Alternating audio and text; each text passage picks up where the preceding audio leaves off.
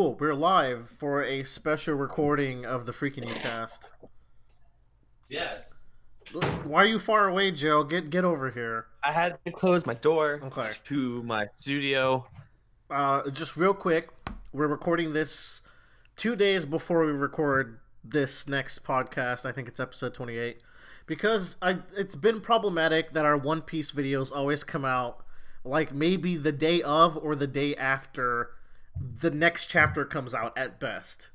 Just because we generally record in the middle of the week, and all you guys are naughty boys and girls who read the illegal scanlations, while me and Joe wait for Viz every week. So we're already starting on Sunday, so already 2 days ahead, or you guys are 2 days ahead. Yeah. Anyways, we're gonna try this out. Just do a quick little recording. Put this out before the podcast episode comes out. And then for podcast-only listeners, you guys have to wait till the full episode is out, unfortunately. Check the YouTube if you want the One Pieces. Like, comment, subscribe. Also that. Okay. 964, Oden's Adventure. Is that what it's called? Yes. And we got Beige's crew tearing up Dressrosa. Yeah, I don't even know what's going on over here. Is this Beige's crew? Yeah, remember they're chasing after no, this isn't Beige's crew. This is another crew entirely. This is the Kiss people, like the But Beige is around. This chapter was really cool. If I can say one thing about this chapter is that it moves really fast. Yeah. But is that necessarily a bad thing? Because at the end of the day, it also adds to like the mythical storytelling vibe that this whole flashback kind of gives. Yeah. It kind of feels legendary. Fine. Yeah, like the parts where it stuck out is like, oh, Izo grabs onto the ship, and oh, Cat and Dog are also here, and it just kind of flies right past them being on the ship. And then I think also Toki and Oden's relationship is done pretty quickly, but I'm sure we'll see more of it in the future. Yeah, I think the whole point of this, like, it's basically the best way to look at this flashback is basically like in that tree when they're retelling the story of Oden to everyone. Yeah. So like I can't recount like every single like moment to moment detail of something that happened, but I can tell you like, oh, remember that one time Oden jumped onto a boat and then was driving across the sea for like 3 days and then he let go. It feels like a legendary tale, right? So yeah, the pace almost helps with that. Mm-hmm. Yeah, it's interesting. But this chapter is interesting because it's a unique. It's our first look into Whitebeard's crew. Whitebeard. Yeah, and like because he wasn't around a lot during the old world, so we didn't really get a lot of screen time other than Marineford. But so we get this is a chance for Oda to show all these legendary characters and their crew members and see how they interacted with each other. It's kind of genius because we get to see a lot of these characters without focusing on like what exactly were their journeys about, because that would reveal too many secrets. So having Oden be the protagonist of this tale lets you peek into these characters without revealing too much. It's pretty elegant, I gotta say. Mm-hmm. Oden's a fucking Chad, and we'll talk more about it, I think, next chapter. I think one of my favorite things this chapter is how weary Whitebeard is of letting anyone join his crew because of his experiences with the Rocks pirates. Yeah. I kind of like this because it always felt weird that Whitebeard was in the Rocks pirates before he made his crew. Yeah. So this kind of shows that like he was there, but I think it was more of like this is a good way for me to start. Because Here's my resume builder. Yeah, it's a good resume builder. It's a personal project. And yeah, I feel like he didn't fully approve of the ways they did things. Oh yeah, for sure. And like I feel like this might also, like, he's very selective, so it might be during that Rocks Pirates something happened between the crew, and he just did not like the animosity between everybody. Yeah, so he bailed.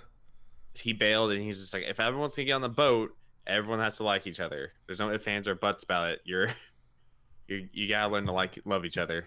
How do you feel about this whole trial of holding on for 3 days? That is such a One Piece ass way to join a crew. Yeah. It's great, honestly. Mm-hmm. Oden, man. It's a little bit over the top because Oden, as far as we know, doesn't have anything supernatural about him. But at the same time, it's One Piece, so it really doesn't matter. He's just a his strength is measured by his Chad level, and that's actually not a joke in One Piece. Yeah, That's just kind of how the power system works. Yeah. Everyone runs on willpower except for Oden, who runs on Chad power. Yeah. Well, Chad power is we didn't understand what willpower really meant until we met such a Chad. Yeah. We get to meet. I'm kind of going. I took notes here as I was reading, so that we. It's been a while since it's been 2 weeks since I've seen this chapter because. Yeah. Oh yeah, there was a break after as well. God, it was a double break. It was just like, what in the world? I read both of the chapters last night. I just decided to double up, and I thought that was that worked out well. Toki's introduced here. She looks just like Hiyori. Yep. This is the first time we see her like fully like without shadows or anything too. Yes. Really interesting. Kind of blew my mind. She's from the Void Century. Yeah. That's nuts, dude. This woman has like the most interesting One Piece secrets in her bosoms. And I wonder if we'll get a peek of it in any way. I want like if she's from the Void Century, that might also mean she might have been able to read the poneglyphs. That's true. Which might mean she taught it to someone else. Yeah. Wasn't there a thing about like Wano has a thing about the poneglyphs, or like someone in there can read it. I forgot exactly how it goes, but Wano is related to the poneglyphs in some way, as I recall. Kaido has one. Kaido has one. That's definitely. I don't know if that's exactly what I remembered, but yeah, that's an important part of this as well.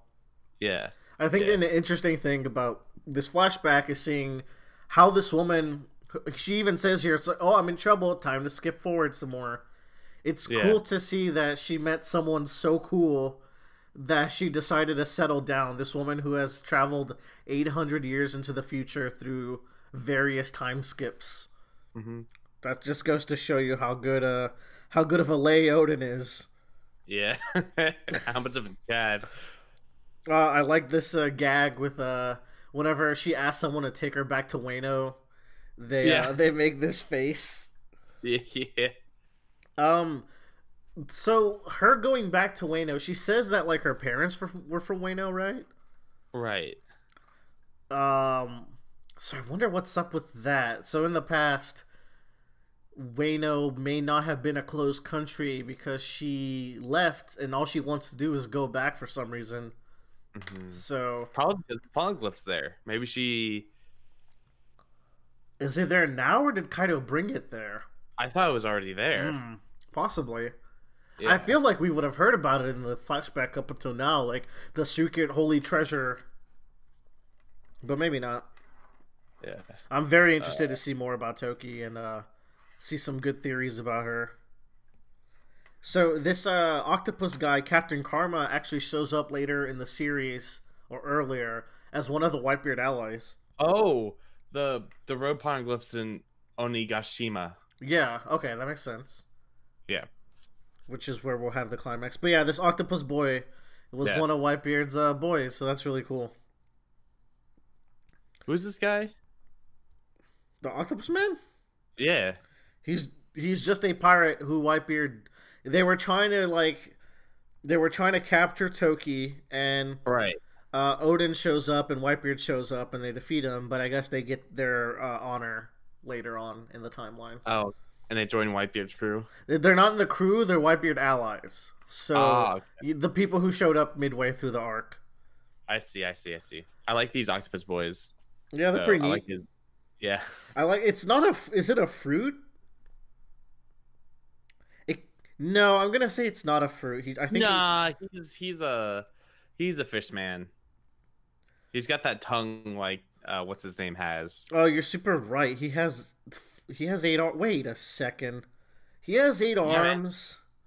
Yeah, he's got 6 arms. Yeah, he has no gills. Well, the cephalopod, like underneath it, the tentacles are hiding it. Possibly, he could be related to Caribou, like you were saying, because of his tongue. Yeah. That seems like an Oda thing to do. So, notably, Whitebeard's crew is a family and he calls everyone sons, but he calls Oden little brother. Oh, really? Yeah. I didn't see that. Once again, I haven't read this chapter in forever. It's in page 14. Okay. Oh, you do not like that. What? When she's like, take me back to Wano. No. No.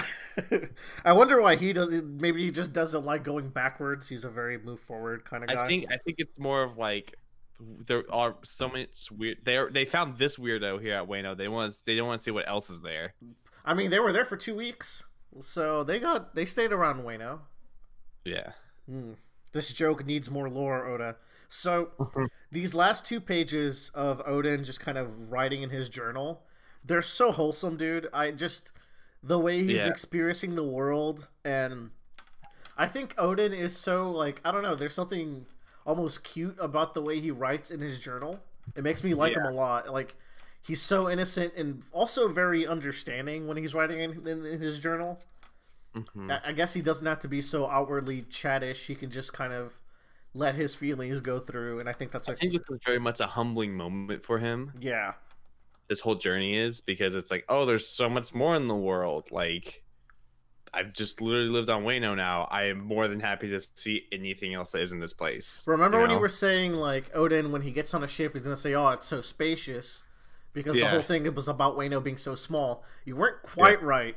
But at the bottom of page 16, there's some interesting lines there where every day my old illusions were shattered. Everything surpassed my imagination. I was so small. I only knew a tiny piece of the world.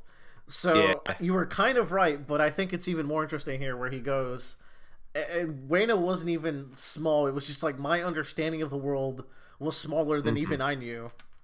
I think that's a really cool takeaway from kind of what he's been yearning for his whole life without really understanding. So here's So we get Toki revealed to be born about 800 years ago, which, if you're doing math, One Piece math, voice entry, like we said before. But what's interesting to me here is that Shanks has the hat already. Yes. Oh, and what's interesting, so Shanks has the hat, but Roger has his skull hat. Yeah. Next chapter, Shanks has both hats. Yeah, I think that's just Roger having the hat off, but I think Shanks is a walking coat rack. That's the joke that's going around now. Yeah, but the thing is like he was already the favorite, I think. Right. That's the thing. And like I feel like there's more to like Shanks and Roger's relationship because of it. Yeah. It could be just like he picked him up, like he just picked him off on the side of the road one day and just put it on. It's like, I like you, kid, and they sailed off. Maybe maybe the hat was like, maybe Shanks needed the motivation Luffy needed, so he passed on the hat the same way to give him like a symbol of motivation and hope. But he brought him onto the ship, which is interesting. Yeah, because he looks around the age Luffy was when we were introduced between their relationships. So there's something that's definitely there that's different between Luffy and Shanks than Shanks and Roger. Ooh, you know what? I think Roger knows that he's gonna die in like 2 years. Well, he doesn't know now, but in like 3 or 4 years, Roger's gonna die. And I'm gonna say, he does. He says it in the next chapter. The next chapter, time has passed. I'm just saying, right now, right? He doesn't know he's gonna die necessarily. We don't know, but he might have an inkling of it. And maybe all along he's known more about his destiny than we know, right? Maybe he always knew that Shanks wasn't the one to carry on his will. Right. And he gave it to him for safekeeping and put him in his crew. But when Shanks sees Luffy, he's like, no, he has to do his own thing because he is the one to complete the will of D, whatever it may be. I think that's a viable theory there. Right. Also, yay, Roger, front and center. Yeah, like just yeah, this is the first time we've ever heard him talk. No, we have seen. No, we've seen him talk. Yeah, in the jail area, but this is like the first time where like we've seen him kind of like at his prime. Yeah, it's I think we've seen him in like little flashbacks. I think Whitebeard has one where they're drinking sake or something, but like this is proper Roger. He looks like a sexier, older Ace. Yeah. By the way, Bradley on our friendly Discord server earlier was like, man, I'm just going to say it, Porgas the Ace, sexiest manga character. And I was just like, please nobody say Rip Ace. Please, God. playing with fire right now. Yeah, he is playing with fire, and I don't know how to like tell him not to because it'll be too obvious. Yeah. So let's just fucking hope. Anyways, on to chapter 965. Oh, so this is where shit gets crazy. Shit gets kind of crazy here. So, yeah, we got Beige picking all the pirates' butts. Yes, so he's gonna be another hero of Dressrosa potentially. You get a lot more narration by Oden, which is fantastic as always. You get the blooming romance of him and Toki. And he's a dunce about it, but I really like how Marco and Jozu are blushing about it. Yeah. Also, I didn't mention last chapter, but Marco already has his fruit. We saw like a panel. The panel where Oden's on fire, you can see Marco flying. Yeah, I saw an interesting take on Marco that Marco can be the only person that has the Phoenix fruit because he revives himself every time he dies. Well, I mean, the Phoenix fruit user maybe dies of old age. Right, but like the idea of a Phoenix is that it dies and becomes reborn. Right. So basically he dies, it becomes reborn, and he keeps the fruit. Does that make sense? So this could be like another incarnation of Marco. That's interesting. I feel like it... I was going to say, if he dies, I bet the fruit transfers. But, I mean, Brook's fruit did not transfer when he dies. Because it's part of the fruit, it stays within him. So that's interesting. So meaning you just need a blanket and some darkness, and maybe you can strip it away. But...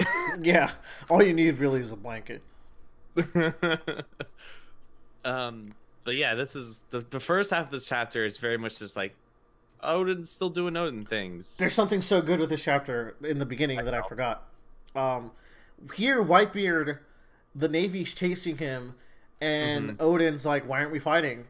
And Whitebeard says, they're an organization. If we fight them, it's just more trouble than it's worth. First of all, completely different from Roger, who's like, come on, send your strongest. Yeah. I want to fight some admirals today. I'm going to die next week, dude. Like, where's Garp? Where's Garp? But... this is so interesting because at the end of Whitebeard's life, he did the complete opposite. He fought the entire Navy at once. All for his son. Which, I think this is a really, like, it's a very small moment in this chapter. But I think it's really cool to look at Whitebeard at this point. And Whitebeard throwing away that caution when it comes to rescuing one of his crewmates. Very cool. Yeah. And, it's also interesting because, like, maybe this journey will help you see your country's still free for now. So he's aware of, like, how good this journey can be for Oden. Momonosuke is born. I think I've been calling him Momosuke in all the podcasts. Yeah, I think I have. Oh, no. I like how he keeps on trying to call him ingredients. Good joke. But yeah, Momonosuke, dude, he was on, I'm assuming... both Whitebeard and Roger's ship, which is badass. Yeah. Another face. Teach, dude! I fucking flipped when I saw Teach. Yeah. Unfortunately, he doesn't show up again in the chapter. But this is definitely like... So, like, one of the recurring themes of this chapter is that we've been getting snippets of flashbacks, and then we have a bigger flashback that has all those snippets, like, threaded together. Yeah. So I feel like this is a snippet for Teach's flashback that's going to come much later. Yeah, for sure. Teach's background sounds interesting. All we know for now is that he's potentially an orphan, and he's been with Whitebeard since he was a kid. That we didn't know. Yeah. That's big because I think from all the way back here, I think from childhood, Teach has been planning his ascension. It goes back to what we were thinking about, where the foils of Luffy and Teach being... Luffy just wants to become king of the pirates and find One Piece, but the idea of being Roger is not in his head. Yeah. Whereas Teach wants to be Rocks. Yeah, that's what we think, right? Yeah. I mean, his ship seems to support that as well, and it's it's the saber of Zebek. Yeah. More wholesome narrations, but we get back to the capital. We get the flashback within the flashback. Where shit goes down. Yeah. So, all along this flashback, I'm like, this doesn't make any sense. Like, how are things working so well for Orochi? Yeah. and it's explained with a very cool throwback, Hmm. with the clone fruit making its return. Which was a shock to me. I was just like, And what? of course, this could happen, right? Um, Yeah. I like how Orochi's family, like, the flashback begins by making you think that it's a dishonored family, but then the hag is like, no, whoever wins makes the rules. Your grandfather was gonna poison everybody, and he got Yeah. caught. So there's only regret because they got caught, because otherwise Orochi would have been the eventual shogun of Wano. So what was interesting here is, this is partially Oden's fault because he was too kind to Orochi. I guess he just can't help it because Orochi's pretty pathetic. So he, Right. But like he. but notably, the time Mhm. where he sent him off to work with his dad, while so Oden at this time, he's in is it Kukri, like whatever, wherever like the wild area was, Oden was taking over. The Yeah. clone hag used Oden's appearance in order to fabricate this place so that Orochi could even get into the palace. Which, remember, I complained about that a couple weeks ago. I was like, if there's one thing I don't like about this chapter, it's like Orochi got in too easily. Yeah. But this makes And sense. what makes sense even more looking back when there's that panel where Orochi's hiding behind a corner and you think he's just listening in. He's actually just hiding from Odin Oh because shit! Yeah, yeah, because because like, Odin yeah, doesn't know that he's working there and even if he because does, like, he won't yeah, say anything at the time because it doesn't seem that pertinent. He's like, "Oh, cool, Orochi's working here. That's fine." But if he shows up, like, that's going to be a conversation topic, and that might reveal it. right. That's really good. That's really really good. Hmm. That's yeah, because I thought he was just listening. Um, so I kind of like dig Orochi's, like, he's clearly super poor, and just the idea that at some point through ruthlessness, his family could have been shogun material, right? So So yeah, go go ahead. go just to finish my thought, his family could have been shogun material. So he grows up with this hag molding him the same way that someone molded Big Mom, or yeah, Yeah, because Strussel, that's not his name. It's close enough. The chef, right? He molded Big right. Mom into a monster, and Treble molded Doflamingo into a monster. So this is a nice, like, third beat of that idea of people Hmm. taking these kids and seeing the potential of evil in them and really nourishing it, which I think is really interesting. And I can totally understand why Orochi, he sees how close his family got and he just decides to go all the way in. This little Yeah. motherfucker, I gotta give it to him though. But what were you gonna say, Joe? Oh, I was gonna say that this hag could be someone else entirely. You know, that this hag isn't a hag. It's someone else. The thing with that is, all we know is that this hag died now. But Yes. because Bon Clay is not this hag, you can't talk bad about my boy. Right. And it has to happen. Unless. Yeah. It has to happen 20 years ago because Bon Clay has is the in his fruit already. 30s. Yeah. So, So assuming he got the fruit from between 10 to 20 or something like that. so he I mean Orochi could just straight up kill this lady. I'm thinking Orochi kills her, and I don't even think she'll be mad about it. She'll be like, I Yeah. raised you well. Yeah. The I think it's called Yamato no Orochi fruit looks really cool with the. Hmm. But yeah, like that, using the clone fruit, bringing it back, and the beginning of this whole thing was like, why the fuck would you make Orochi the next one? Sure, he's from that old family, but surely you can find someone else. So, like, it's kind of legitimate that he has that lineage from a disgraced family, though. But the fact Yeah. of the matter is, and this comes back to what we talked about with Bradley when we first got the clone fruit. When the clone fruit's involved, you got to look for the mannerisms of the person using it. So I saw so many people miss the fact that it was the clone hag who was Sukiyaki here at the end, Oh yeah. which Yeah, is no. like, they missed the whole stinger of the chapter basically. Already dead. So yeah, that's the thing. So Sukiyaki has been dead for a while, maybe. Probably, yeah. Ah, yeah. So, It's fucked. because he's definitely alive when when she's Oden. That's the other thing too, is that she had to have touched Oden at one point. That doesn't seem hard to me. That's true. She could have seduced herself as a sexy lady, and like next time Oden wants to fuck, Yeah, easy but money. you kill. Yeah, which is great. So I don't think I didn't see anyone bring this up in the Reddit. This island where Odin is meeting Roger, that Yeah, is definitely the island where Luffy trained. yeah. How can you tell? It's just The all the animals. animals. The animals look so close to them. The tiger, Mhm. the gorilla, and the elephant. That elephant is the elephant that Rayleigh did the hockey beam on when it was being Mm, introduced. You can like maybe bring them up for reference and see how close they are. yeah. But we get this after all this time, chapter 965. We get this full page spread of Roger's crew, including Mhm. Rayleigh, Boogie, Shanks, and Crocus. I see you, Crocus. I didn't forget about you.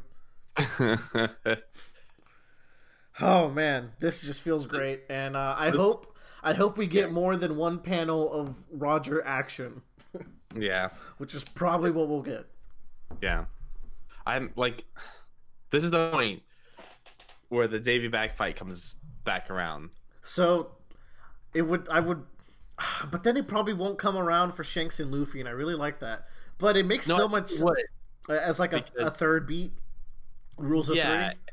and it's also like I think Shanks also repeating that process, you know, of determining who's the better crew. Oh yeah, Shanks was here. Because at this point, when he meets Shanks, Luffy will have beaten both Kaido and Big Mom. Hmm. So this is his way of going like, all right, we don't hate each other, so let's just do this civilly as we can. You Just know? like my old captain did with his Yeah, rival. Um, right. Something interesting about this.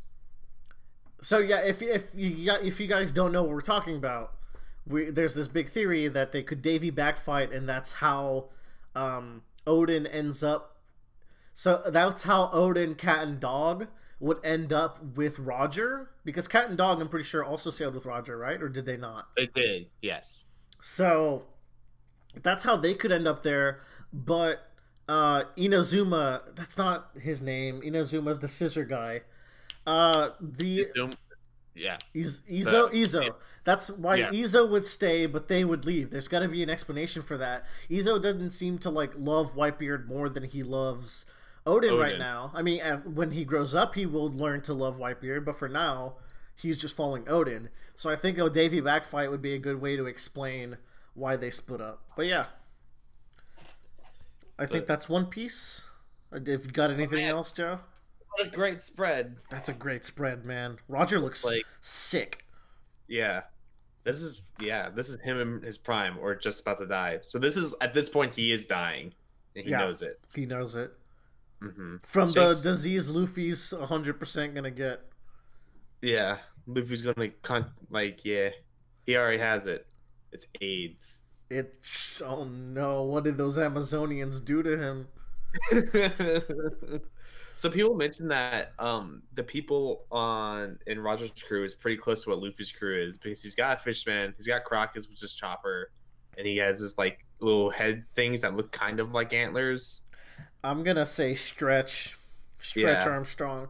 The only thing there is that like One Stretch Piece Luffy. Stretch Luffy strong. The only thing there is that crews have similar roles. So yeah, they're Yeah, gonna have a doctor, and yeah, they're gonna have a navigator, which is Rayleigh. But people are like, oh, the Rayleigh's the Zoro. Someone said Yasop's in here, dude. Yasop is part of like Shanks' crew. Like, That's all that feels like. no. There's this guy over here that people have been thinking was Denjiro. He's right next to Crocus. Cause Oh yeah, that's nah. nah. I mean, we Dendro, know. we already know who Dendro is. Yeah, no. They were like, oh, Denjiro ends up being this guy, but that's clearly not the case. No, we've already met Dendro. No, they say Denjiro. Like, the theory was that so we've seen this guy before. Apparently, this I don't remember, but Yeah. people were like, Dendro is going to leave Wano and become this guy in Roger's crew, but that's not the case. That seemed no. That is, but so all right. So here's we gotta put our so there's for sure going to be like Roger conflict next chapter, right? Okay, yeah. Like he's definitely gonna fight or do something. Off screen, of course. Okay, but here's where we put our bets down whether or not he has a devil fruit. Ooh, is it time? I think so. I mean, yeah. Because if there's ever gonna be a moment where Oda reveals what the devil fruit is, it'd be now. I would think. I'm gonna say so. Let me look at.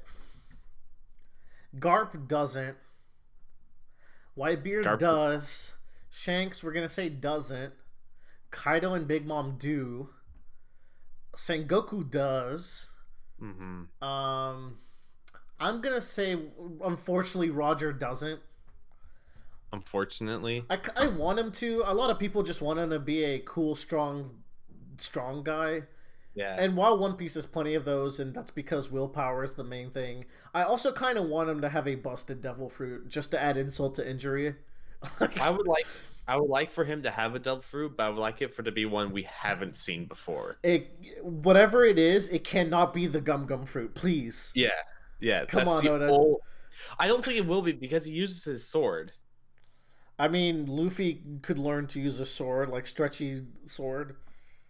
Nah. If Luffy awakened with a sword, he could do the shit that guy from Bleach does.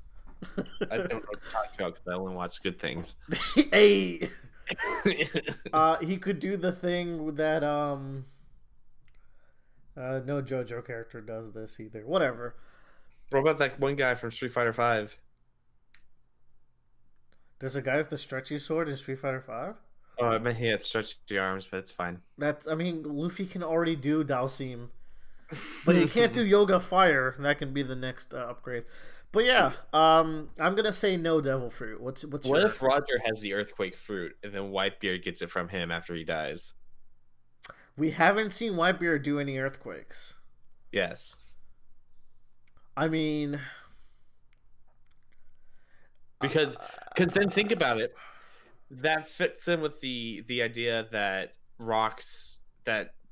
Blackbeard's falling rocks, and he gets Rox's devil fruit was the shadow fruit, and then it's like, well, I got to get the guy that beats him. That way, no one can beat me. I can only beat myself. Yeah, basically.